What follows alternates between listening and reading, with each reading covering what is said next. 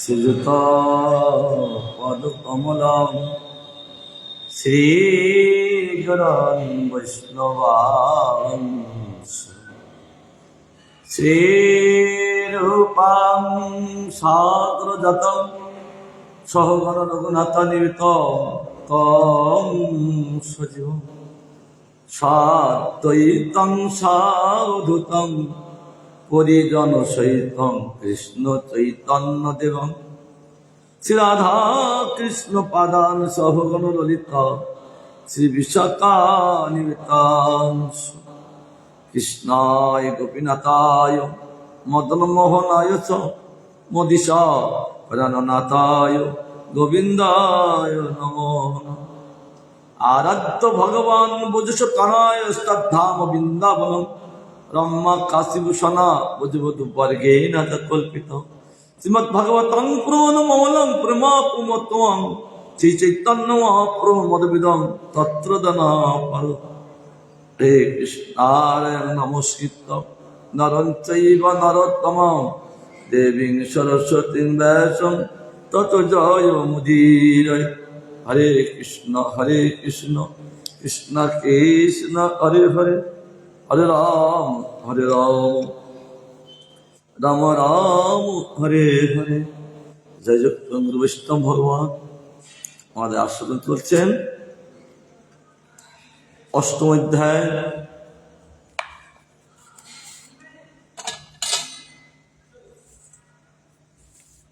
অধ্যায় ভক্ত বচনামৃত কার্পণ্যম। বলছেন ভগবান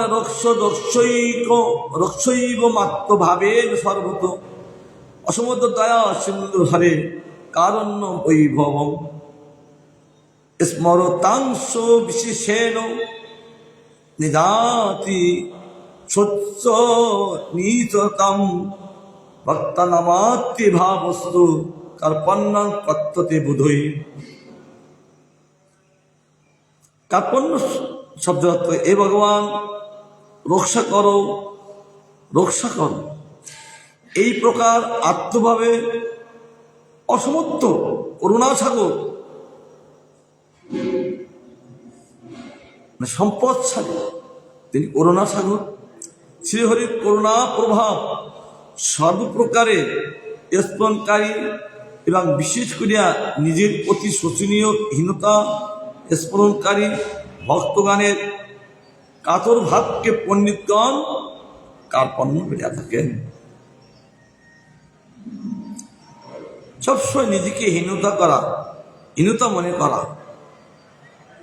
সবসময় গোবিন্দকে স্মরণ করা আর কাতর ভাবে বলা, খুব আত্মীর সহিত কাতরতা ভাবে যে হে ভগবান আমাকে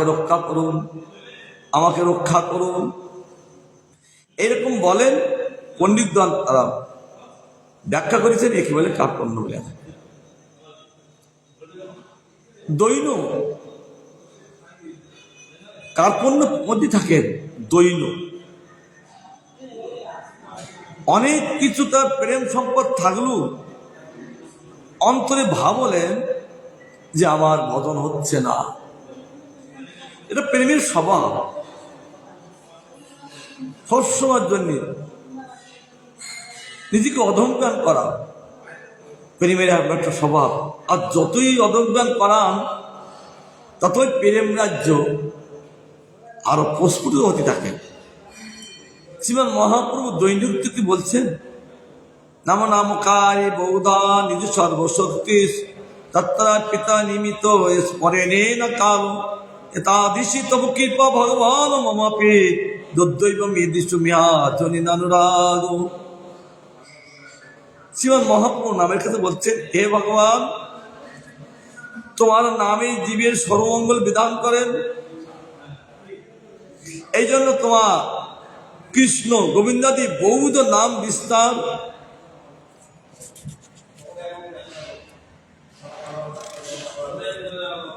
করিয়াছ।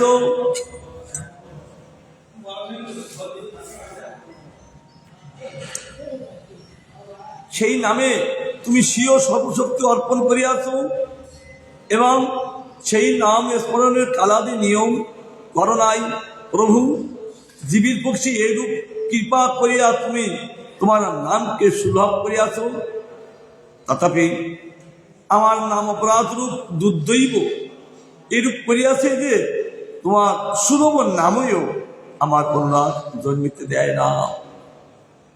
নামের চরণে কেঁদে কেঁদে শ্রীমান মহাপুরুর আধার ভাবে তিনি বলছিলেন কৃষ্ণকে যত শক্তি সেটা অর্পণ করে আসো, আর নামশ্রয়ের নিয়ম কোনো রাখনি, কাল বিচার রাখনি।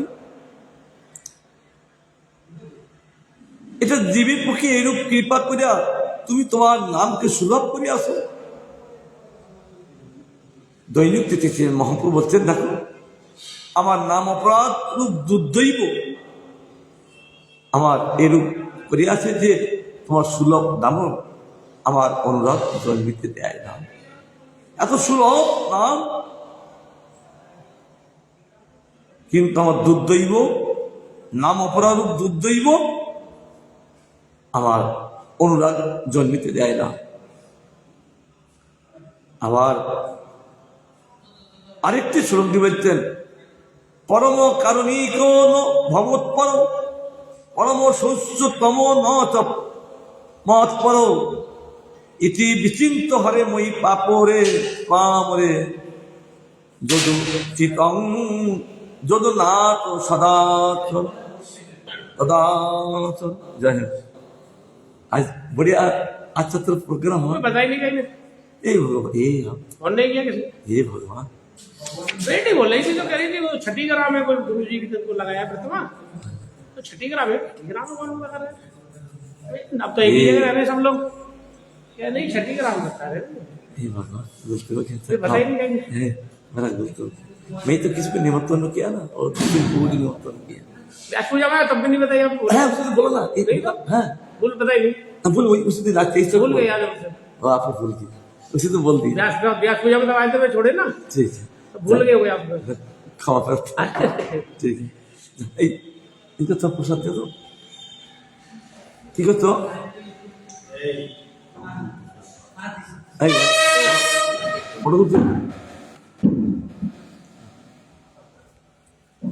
বলছেন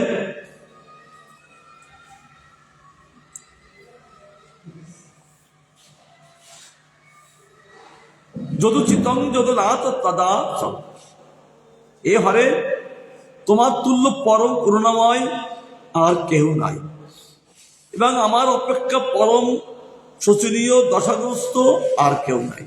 এ যদুপথে এই বিচার করিয়া এই পামরের প্রতি যা উচিত হয় বিধান করো। আত্মকৃতি ভক্ত বলছেন, এ হরে তুমি জীবের সমস্ত পাপ তুমি হরণ করো। এই জন্য বলছে এই হরে তোমার তুল্য পরম করুণাময় আর কেউ নাই, ওর দ্বিতীয় কেউ নেই পরম করুণা করা, একমাত্র আপনি আছেন। আপনি যখন শ্রেষ্ঠ করুণাময়।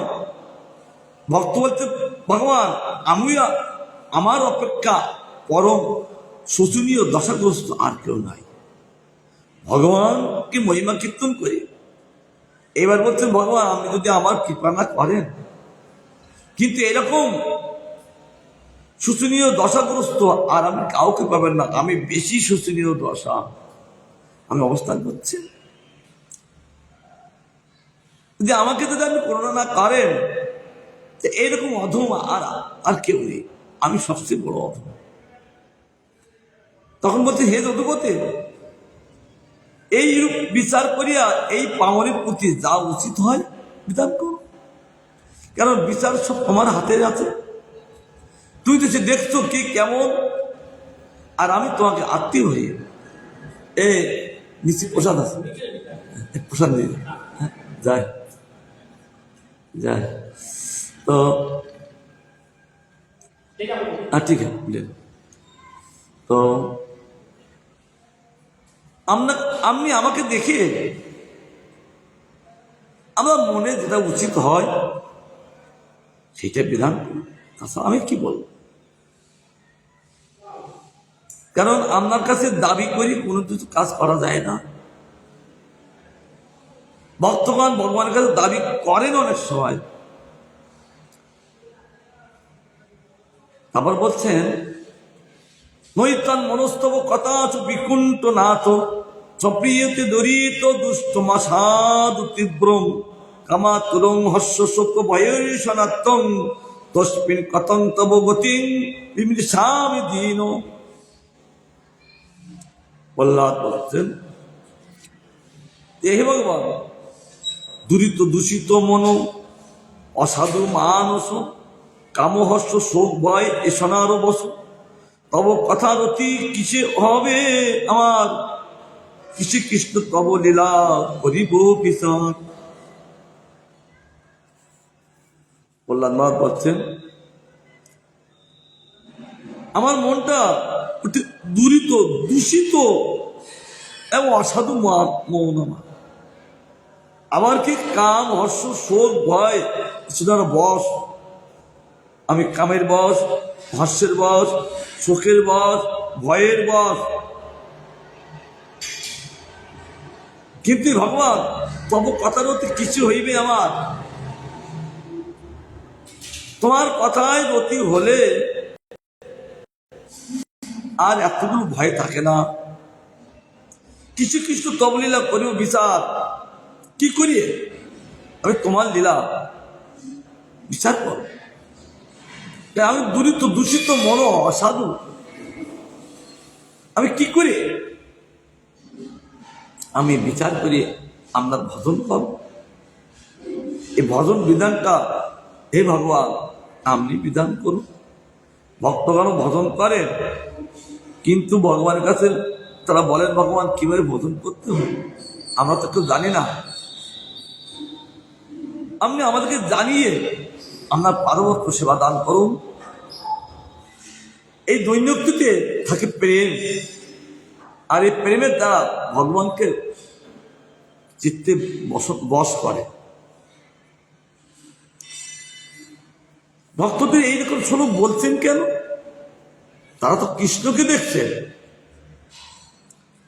তারা দ্বিতীয় কাউকে দেখেন না। আর এই জগৎটা তিনি কৃষ্ণময় দেখেন, কিন্তু এগুলো তিনি আবার বলছেন কেন? এগুলো বলছেন প্রেমের স্বভাব।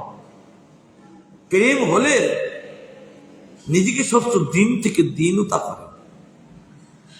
প্রেমের আসে ভাষা, যার প্রেম নেই এইসব ভাষা আসেন না। আর যখন প্রেম করে যখন এইসব আত্মিক বলতে থাকেন আর গোবিন্দ খুব প্রসন্ন হয়ে যান। কারণ এদের যে বলাটা কপটতা না, বাস্তবতা। তার জন্য এদের দৈন্যক্তির মধ্যে আছেন কৃষ্ণ প্রেম। তার জন্য ভক্তগণ এই দৈন্যক্তিতে বলতে থাকেন আর গোবিন্দের প্রেম লাভ করতে থাকেন। যতই দৈন্যক্তি করেন ততই ভক্তি তার ভক্তির রসে সমাসীন হয়ে যান। দৈন্য ভক্তিকে পুষ্ট করেন আর ভক্তি দৈন্যকে পুষ্ট করে। উভয় উভয় পুষ্ট করিয়ে তাকে পরমানন্দে ভাসায়। আরেকটি বলছেন, জীব কত চ্যুত বিকশতি মা বিদীপ্তা শিষ্টস্তদ গুরুতরং শ্রবণং কুতুচ্ছিত ঘন অন্যতপলধিক কচ কর্মশক্তি ভদ্র সপত্ন ইবগে পতিং লুনন্তি।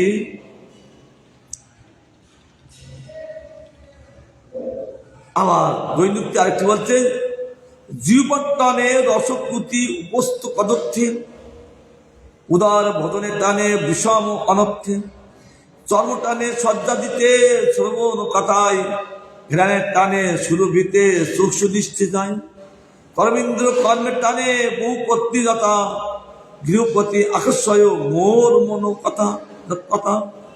এই মতো অবস্থা মোর শ্রী নন্দনন্দন কিরূপে তোমার লীলা করিব স্মরণ। এই শ্লোকগুলো আমাদের ভজন রসছে ভক্তি ঠাকুর এইগুলো তুলে ধরেছেন কেন? ভক্তের যে ভাষাটা সেখানে তিনি দৈবধন প্রকাশিত করেছেন। প্রহ্লাদ মহারাজ যেমন করে বলছে আমাদেরও তেমনি করে বলতে হবে, কারণ তারা বলছেন আমাদের জন্য। ভগবানের কাছ থেকে কিভাবে বলতে হয় জীব জানে না, তার জন্য ভক্ত কি করে বলবেন ভগবানকে। তাই ভাগবত মহোদয়গণ তার প্রেম করে এরকম আত্মগিরি গোবিন্দকে বলেছেন। পরবর্তীতে বলছেন যারা এরকম প্রেম লাভ করতে চান এরকম ভাবে আমি যেভাবে বলছি, কেন তার বলা শেখায়, তোমরা এরকম বলবে তবে গোবিন্দের করুণা লাভ করতে পারবে।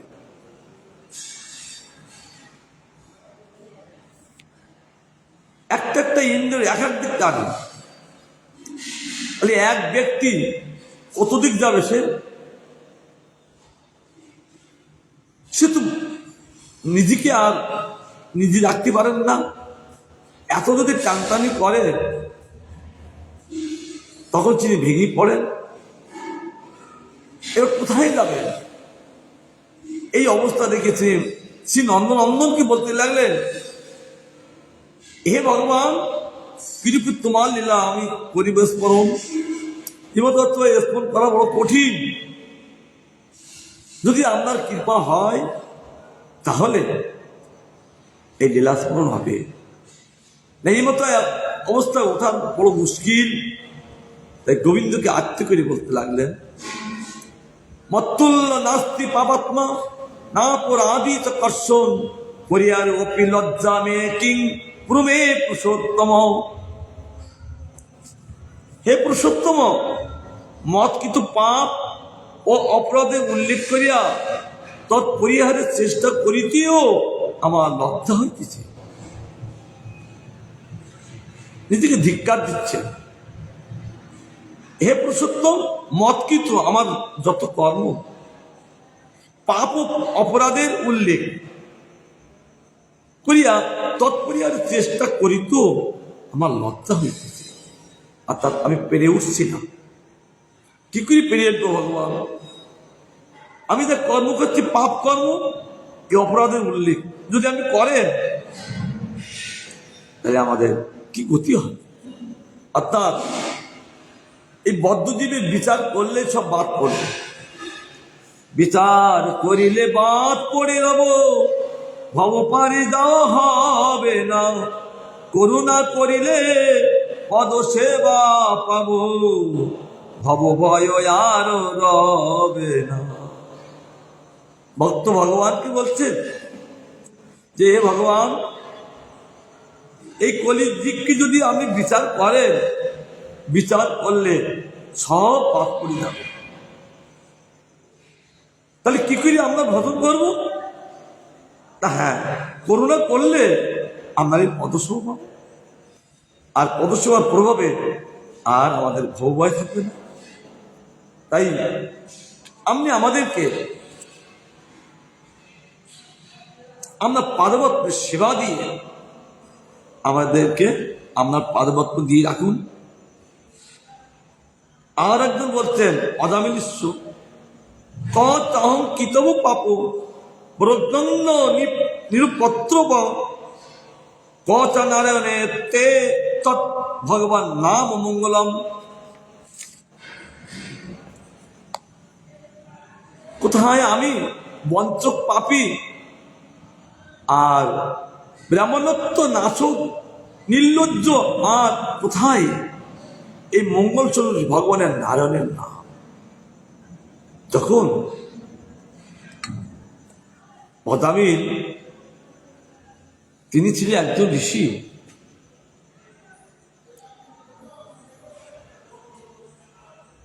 কিন্তু প্রখর রৌদ্রে তিনি তপস্যা করছেন।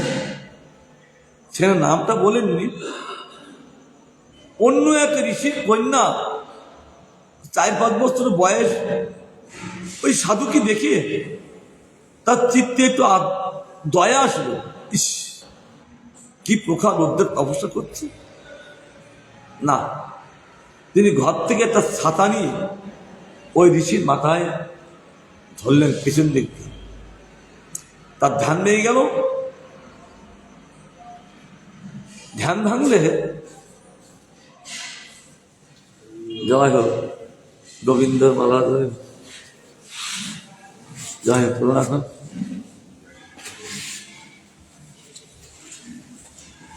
ঋষি তখন তার ধ্যান ভাঙলেন, তখন যেন একটা বালিকা ওই মাথায় ছত্র ধরে দাঁড়িয়েছে, বলছে কে? আমি ঋষি গো, আপনার কষ্ট দেখি আমি আর সইতে পারি, তার জন্য আমি ছত্র ধরেছি। তোমার কে ধরতে বলল? ঋষির ক্রোধ হইল। ক্রোধ হলে ক্রোধ হলে সেই ঋষি কন্যাটাকে বলছেন, এই অন্যায় আচরণ করলে তুই চন্ডালিনী হই না। সে মেয়েটা বলছে, সে কি? আমার তো 5 বছর বয়স, আমার এই দুঃখ দেখে আমি একটু ছাত্রা ধরলাম, তাতে আপনি এত বড় অভিশাপ দিলেন। অভিশাপ তো কাজ করবেই করবে। তাই সে ঋষি কন্যাটা বললেন, আমি চন্ডালিনী হব, কিন্তু আপনি এই চন্ডালিনীকে ভজন করবেন ঠিক বিধির বিধান। সেই ঋষি এখন ব্রাহ্মণ বলে জন্ম হলেন, সেটা তার পিতামাতা ভালো, তিনিও ভালো, কিন্তু যখনই চলতে চলতে যখন ওই জঙ্গলে যাচ্ছে, ঠিক রাস্তার পাশে ওই কন্যাটা দেখল, নারীটা আর আকৃষ্ট। পূর্বের কিছু না থাকলে এরকম আকৃষ্ট হয় না। এইবার নারায়ণের নাম উচ্চারণ তখন তার বিবেক খুলল, তখন নিজেকে অধম বিষ্ণুদূতকে দেখে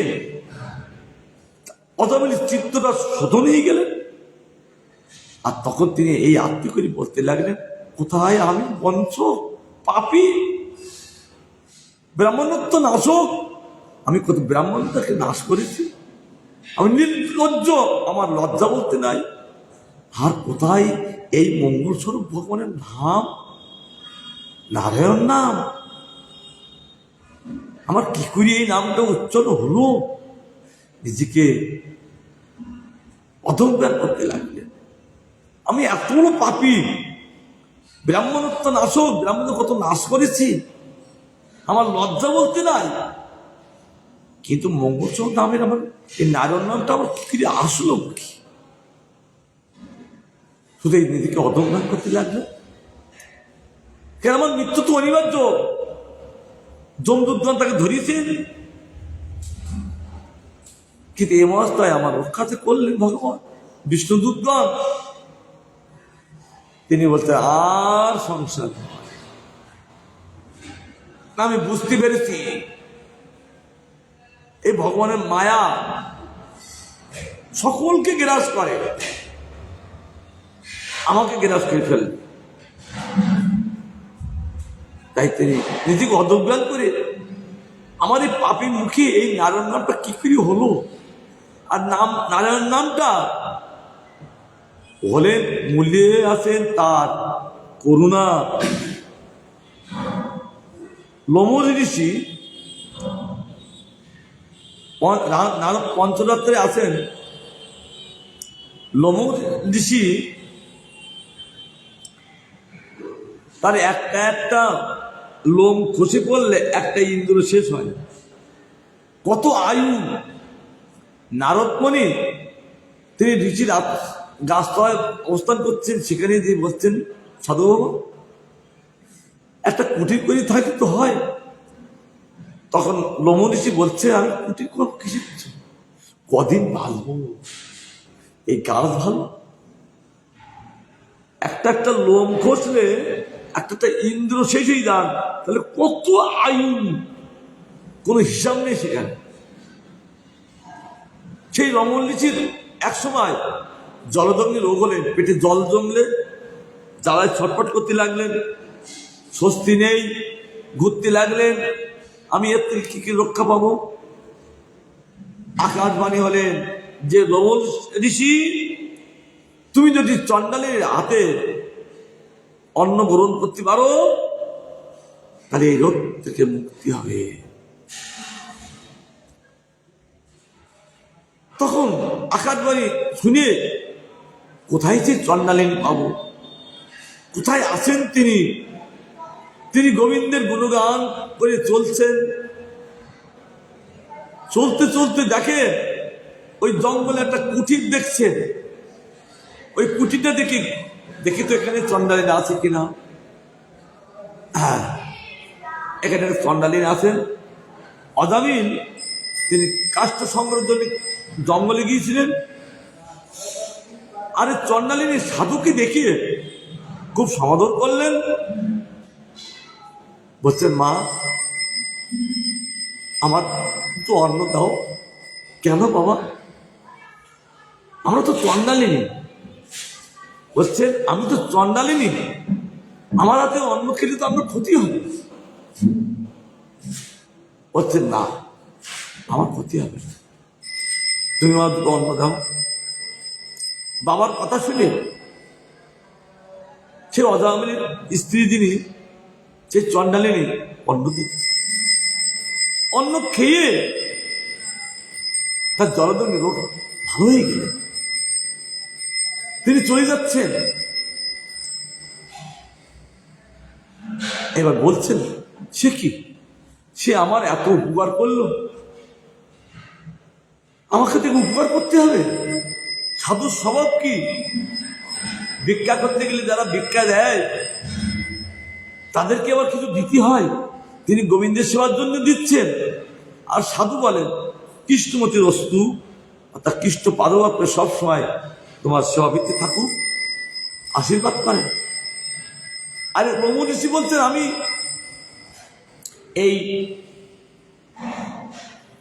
এই মাকে আমার তো একটু উপকার করতে হবে। তিনি অনেক দিক চলে গেলেন। আবার তিনি এসে বলছেন, মা, হ্যাঁ বাবা, এই যে এটা দেখতে ছোট্ট ছেলে, এর কি নাম রাখা হয়েছে কি? না বাবা, ঠিক আছে, আদেশ কৃষ্ণদ্রস্ত যা দুধ প্রসাদ পাক ঠিক যায়।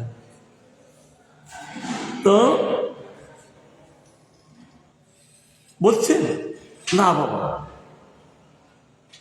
এর আগে যতগুলো আর 9টা সন্তান নিয়েছে, সে অজামিল সবগুলো নাম রাখলেন। এই 10ম সন্তান, এই সন্তানটা হয়েছেন অজামিল জানেন, কিন্তু নামকরণ করলেন না, যেহেতু বিধির বিধান। ওই অজামিল নিজের নামকরণ করলে সেই নামের কাজ হবে না। তিনি নাম না করে তিনি জঙ্গলে গেলেন কাষ্ঠ সংগ্রহ। তার বললেন, বাবা, এই ছেলেটার নাম রাখা হয়, আমি যদি না একটা নাম দেন। ঋষি ত্রিকালজ্ঞ ভূত ভবিষ্যৎ বর্তমান বলতে পারেন। অজামিল তো এরকম দশা, তিনি একটু চিন্তা করে বুঝতে পারলেন, এর তো মঙ্গল করতে হবে। তো তখন বলেছিলেন, মা, এই পুত্রের নাম থাকবে নারায়ণ। কারণ অজামিল যদি নামটা রাখতেন, ওই নামের অত শক্তি ছিল না। আরে সাধু তখন দিলেন, তার নামে নামাবাস হবেন বা নামের শক্তি তিনি লাভ করবেন।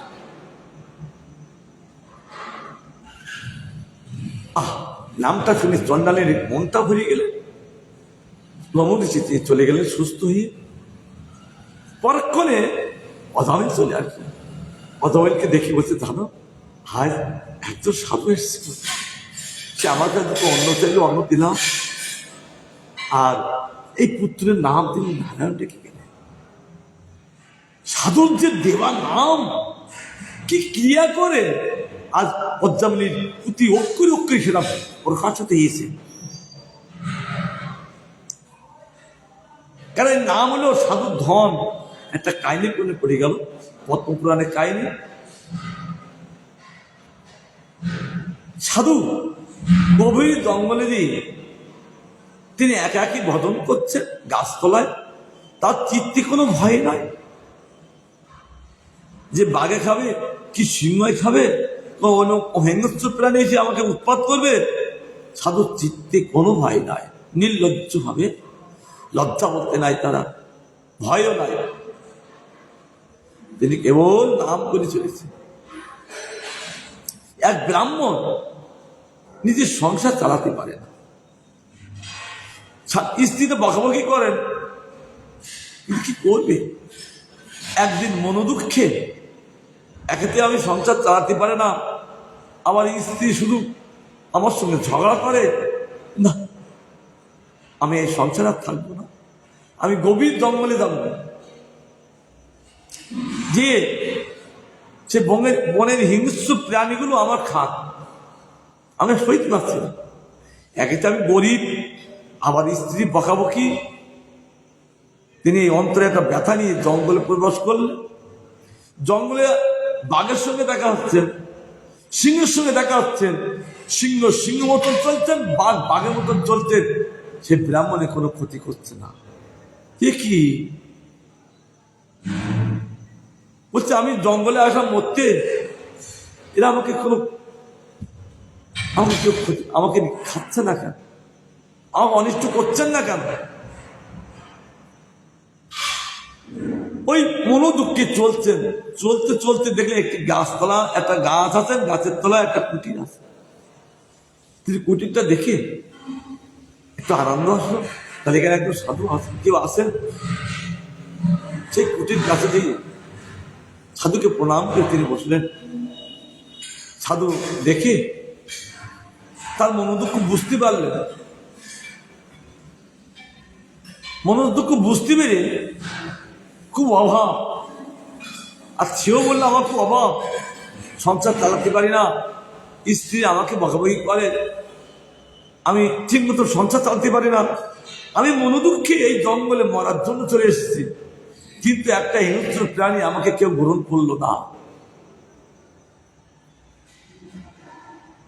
তখন তো অভাব কথা শুনে সাধু বড় দুঃখে দুঃখী, তাই তিনি একটি বটপত্রা তুলে কৃষ্ণ এই নামটা লিখে একটা কাপড় দিয়ে তার মাথায় বেঁধে দিলেন।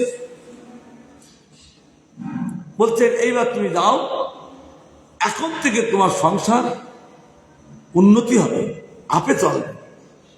তবে কি, তুমি কিন্তু অনেক ধন সম্পদ লাভ করবে, কিন্তু এই মাথার কাপড়টা যেন খুলবে না, যদি খোলো তাহলে কিন্তু আবার সেই গরিব হতে হবে। সাধুর কথা শুনে তিনি আসলেন সংসারে। সংসার যেদিন থেকে সংসার তিনি প্রবেশ করলেন, আর দিনের পর দিন বেশ উন্নতি হতে লাগলেন। এমন উন্নতি, গাড়ি বাড়ি ব্যাংক ব্যালেন্স প্রচুর হয়ে গেল। তাকে সব লোকে দেখে আনন্দ করেন, তিনি সংসার চালাতে পারেন না, কি করে হলেন?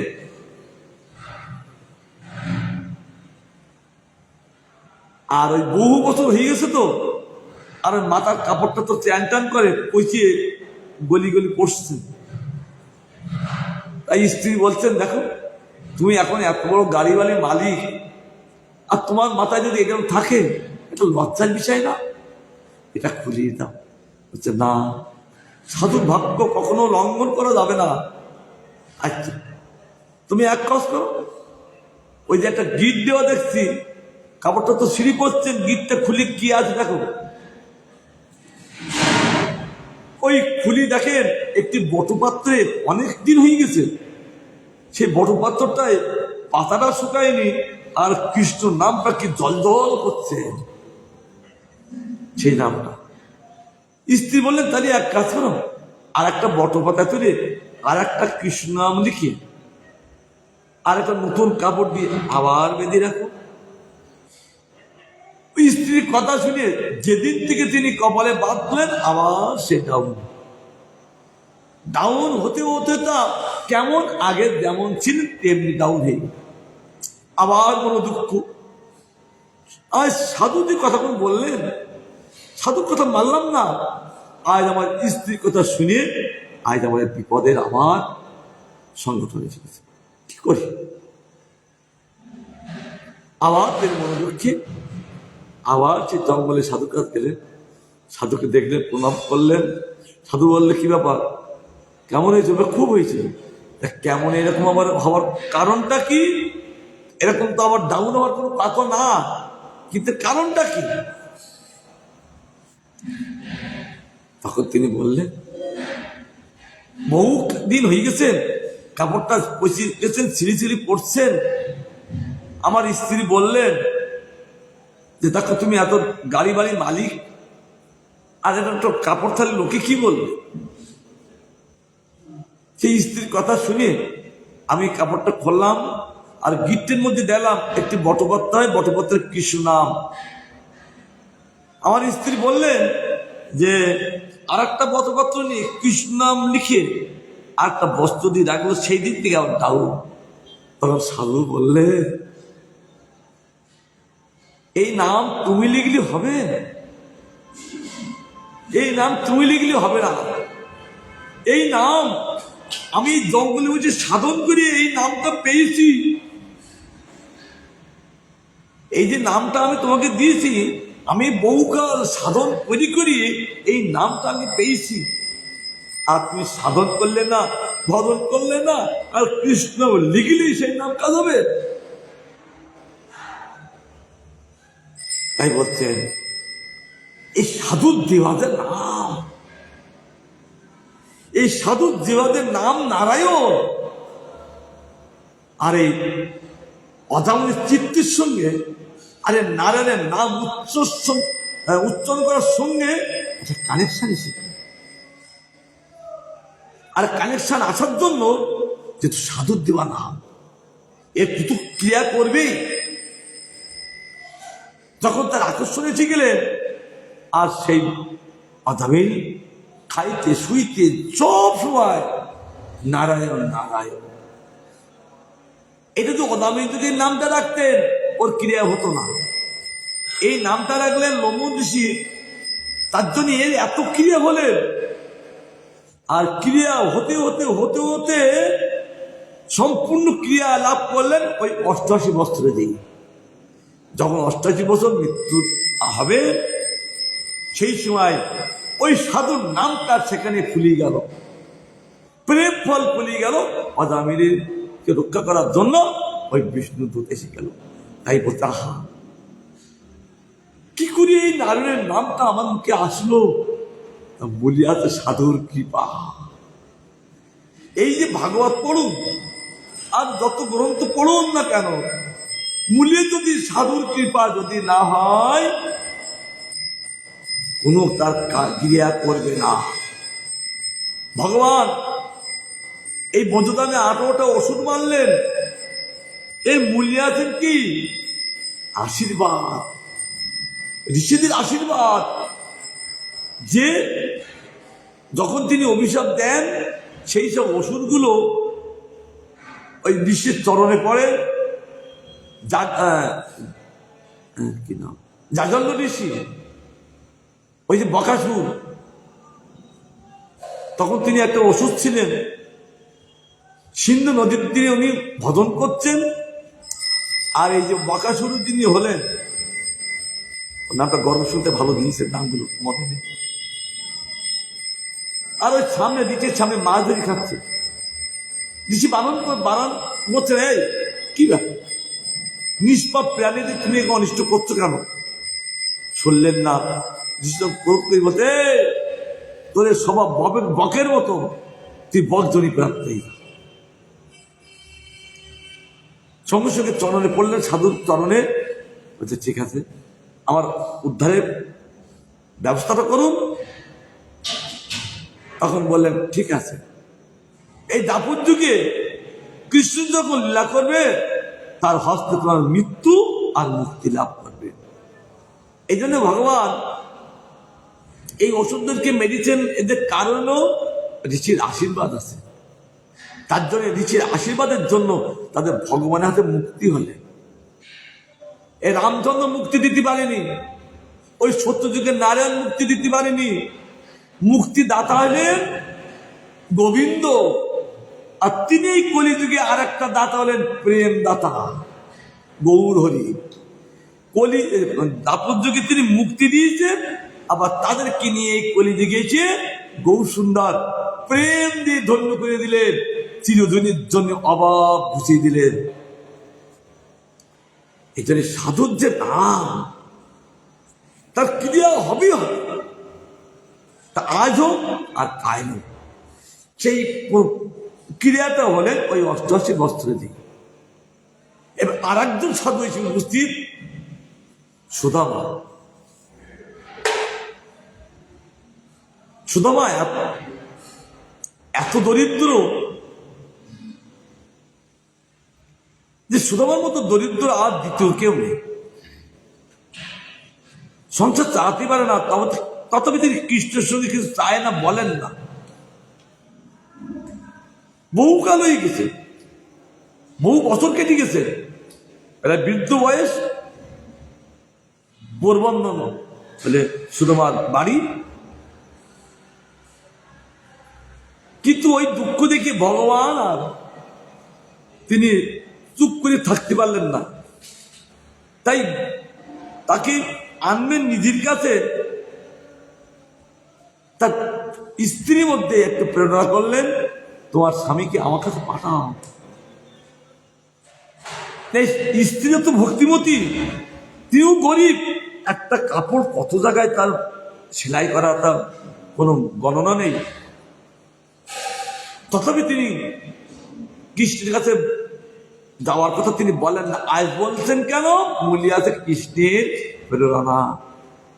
তখন তিনি পাঠাচ্ছেন, বলছে দেখো আমি যাব, কিন্তু আমি কিছু চাইতে পারবো না। বলছে তোমার চাইতে হবে না, গেলেই হবে। তাই গেলে যে কৃষ্ণের সমাদর কি, আগে এসে ওনাকে নিয়ে নিজের খাটে বসে দিয়ে নিজে হাতে তিনি পাদধৌত করলেন।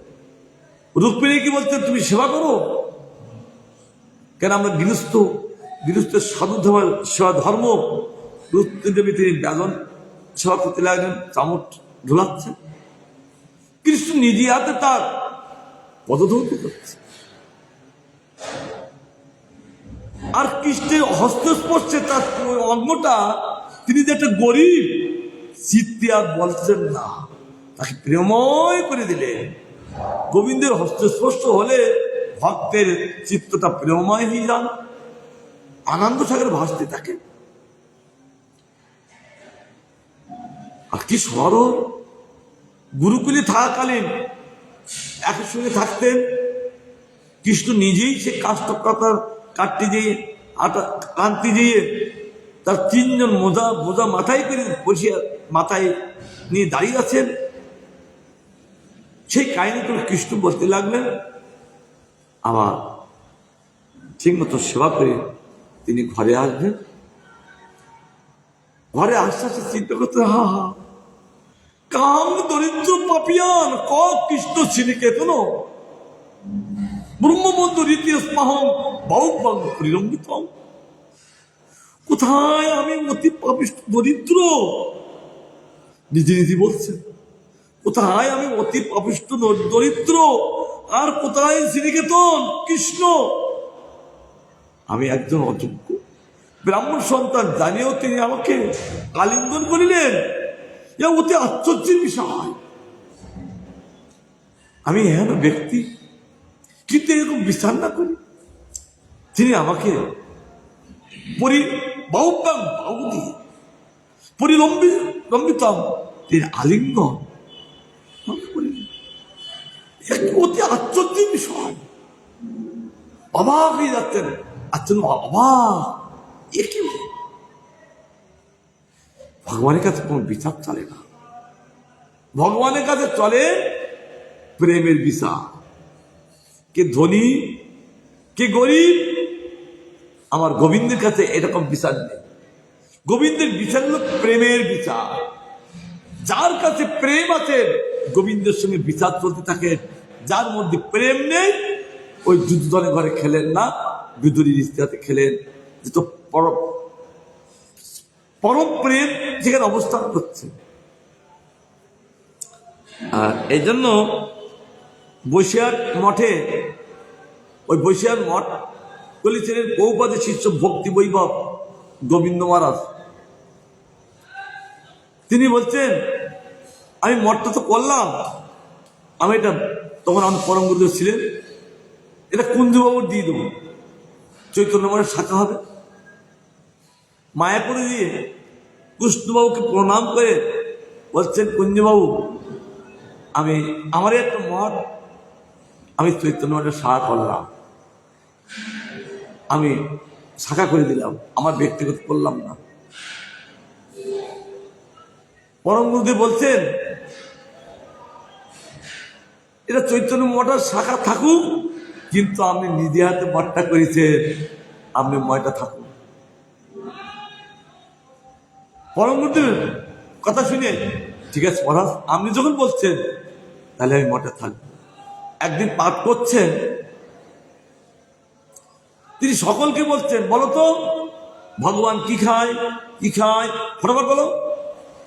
অনেক ভক্ত আছে সেখানে, এই তুমি বলো তুমি বলো তুমি বলো তুমি বলো ভগবান কি খায়। কেউ কেউ বলছেন আমি রান্না করলে ভগবান খায়, আমি এইটা জিনিসটা প্রেমের দিলি ভগবান খায়, আমি এটা করলে ভগবান খায়। ভগবান বল, মহারাজ বলছেন এই খায়, খায় না।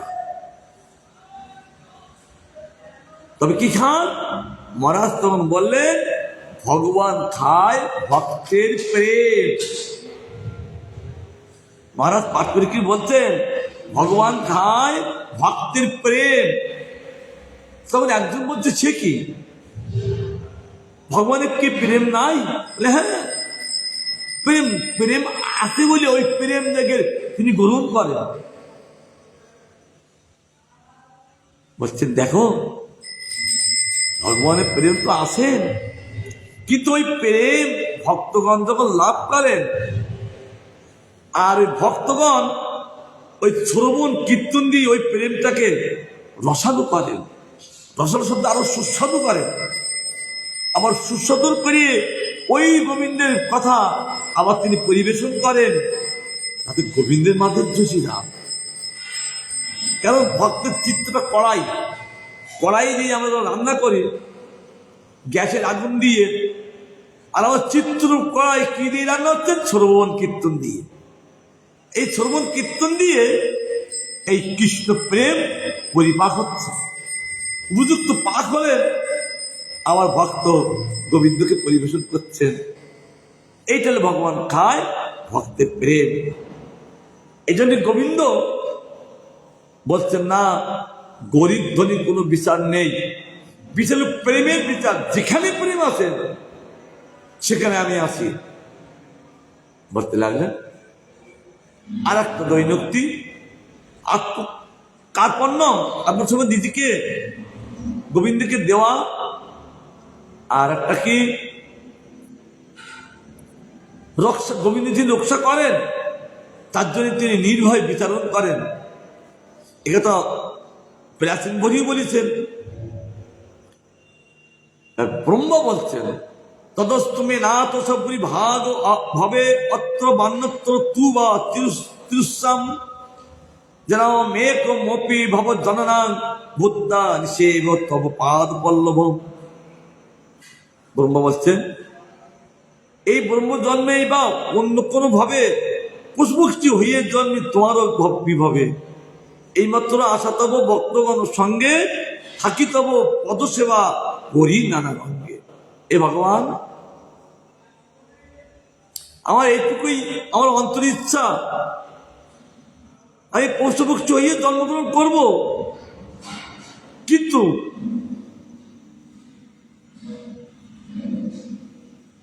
কি আমার এই মাত্র আশা তব ভক্তগণের সঙ্গে, ভক্তগিরি যখন আমার জন্ম হয়, আর ভক্তগিরি জন্ম হলে কি আমি আপনার ওই পদসেবা আমি আবার করতে পারবো।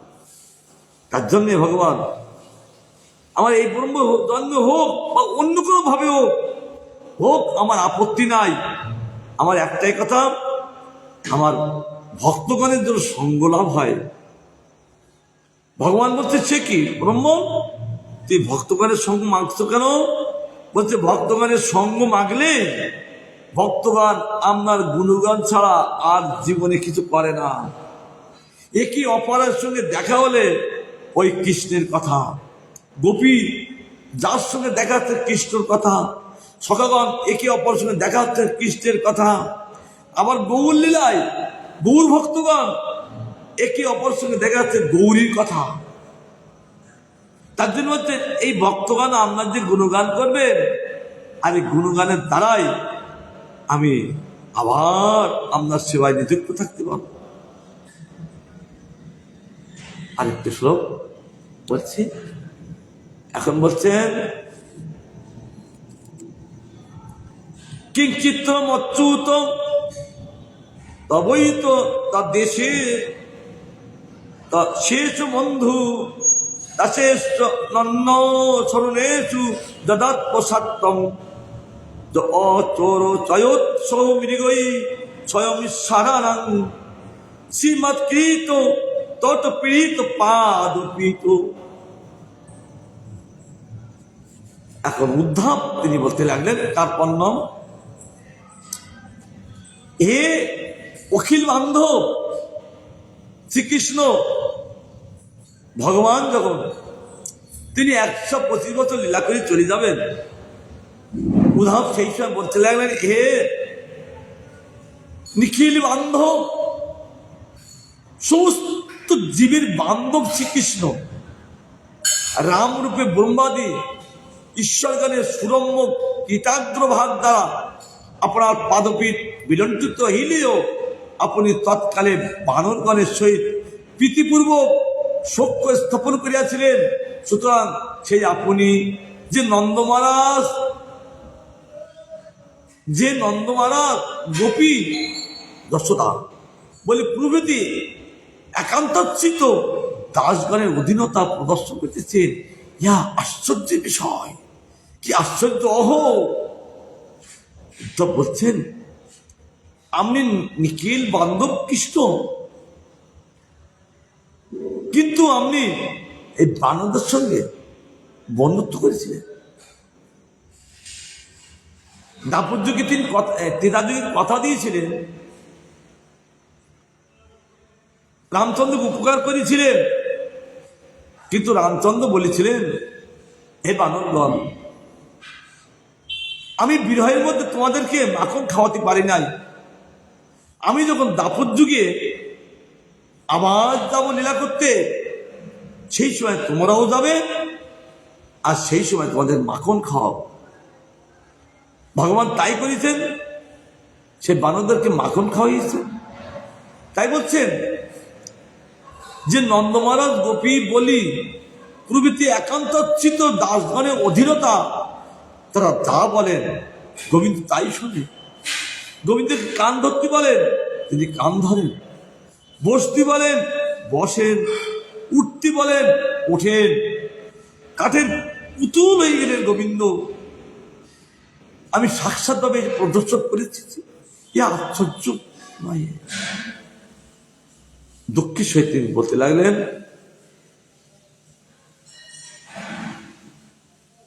দীর্ঘ সূচি বিনীতং নির্দয়ং মাম লজ্জং পরম পুরুষ দোহং যোগী বজ্রাগ্রগণ্যই বিধি শিব সনকাধ্বর দূরম তব পরিজন ভাবং কাময়ে কাম বৃত্ত। অসুচি, অবিনীত, নিষ্ঠুর, নির্লজ্জ আমাকে দিক। যখন প্রেম লাভ করেন, নিজেকে অদম্গান করেন, আর অদম্গানের দ্বারা তিনি নিজেকে ধিক্কা দিতে লাগলেন। যেহেতু স্বেচ্ছাচারী হইয়া এই পরম পুরুষ বিধি শিব সনকাদি যোগীন্দ্র শ্রেষ্ঠ গণেরও আরাধনার ও সুদূরাতীত তোমার কৈঙ্কর্য কামনা করিতেছি, একই এ আপনাকে লাভ করে আমরা পদসেবা না করে নির্লজ্জ ভাবে বলছেন আমি কেমন করে এই জগতে চলছি, কদ্দমের মতো আর কাদা মাখছি। এই জগৎটা হলেন কদ্দম তুল্য কাদা। মাইক জগতে চলা এলো কাদা মাখা, চিৎ জগতে চলা মানে কাদাটাকে ধ্বংস করা।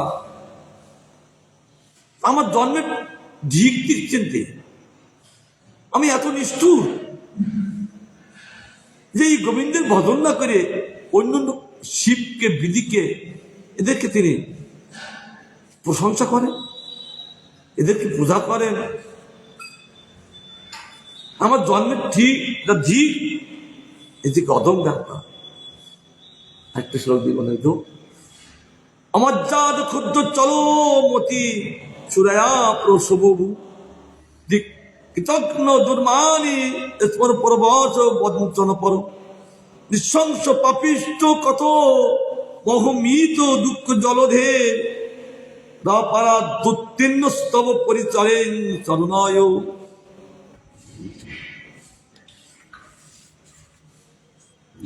হে ভগবান, মর্যাদা জ্ঞানহীন, ক্ষুদ্র চঞ্চল, অসহাপর, অকৃতজ্ঞ, দুরভিমান, কাম পরবশ, প্রবঞ্চ, পুরু, পাপাত্মা আমি কৃপে এই অপার দুঃখ সমুদ্র অতিক্রম করিয়া তোমার সে পাদুপাত্রের পরিচর্যা করিব। বলো, দেখে ভিক্ষা দিতে লাগলেন। মর্যাদা জ্ঞানহীন, যার যেমন মর্যাদা ঠিক তেমনি করে মর্যাদা দিতে হয়, এটা রামচন্দ্র শিখিয়েছেন। এই মর্যাদা ছোট থেকে কেমন মর্যাদা, একটু বড় হলে কেমন মর্যাদা, সমবয়স্ক কেমন মর্যাদা, পিতামাতার প্রতি কেমন মর্যাদা, এটা তাদেরকে রামচন্দ্র সুন্দর করে তিনি সেটা দেখিয়েছেন, তাদেরকে পালন করেছে। তাই বলছে ভগবান, আমার এইটুকু মর্যাদাহীন, আমি কারো মর্যাদা দিতে পারি না। ক্ষুদ্র চঞ্চল অসহায়, একসাথে আমি ক্ষুদ্র আবার চঞ্চল অসহায়। আমাকে উপকার করলো, আমি তাকে উপকার করি না। আর অকৃতজ্ঞ, আমি কারো উপকার করি না। গীতা দুর্ভিমান, আবার অহংকার করি, অভিমান করি। কেন? কাম পরবশ, আমি যে বস্তু চাই সেই বস্তু না পেলে তখন তার দুর্ভিমান চলে আসে। আমাকে দিল না, ওকে দিল, আমাকে দিলি না, এরকম অভিমান করতে, বঞ্চক থেকে বঞ্চনা করতে। আর কুরু, পাপাত্মা, আমি কিরূপে এই অপার দুঃখ সমুদ্র অতিক্রম করিয়া, আমি এরকম ব্যক্তি ভগবান, আমি কিরূপে এই অপার দুঃখ সমুদ্র অতিক্রম করিয়া তোমার সেই পাদুপত্রের পরিচর্যা লাভ করিব। অর্থাৎ অতিক্রম করা যাবে না। তাই ভক্ত বলছেন, এই মতো অবস্থায় এ গোবিন্দের, হে গোবিন্দ, তোমার করুণা, যখনই জীবের প্রতি তোমার করুণা আসবে, তখন সেই ব্যক্তি এই সংসার সমুদ্র থেকে উঠতে পারে। এই সংসার সমুদ্রে 6টি তরঙ্গ, কি কি? জন্ম মৃত্যু, জড়াবেদ, ক্ষুধা পিপাসা। এই সংসার সমুদ্রের 6টি তরঙ্গ অনর্গল।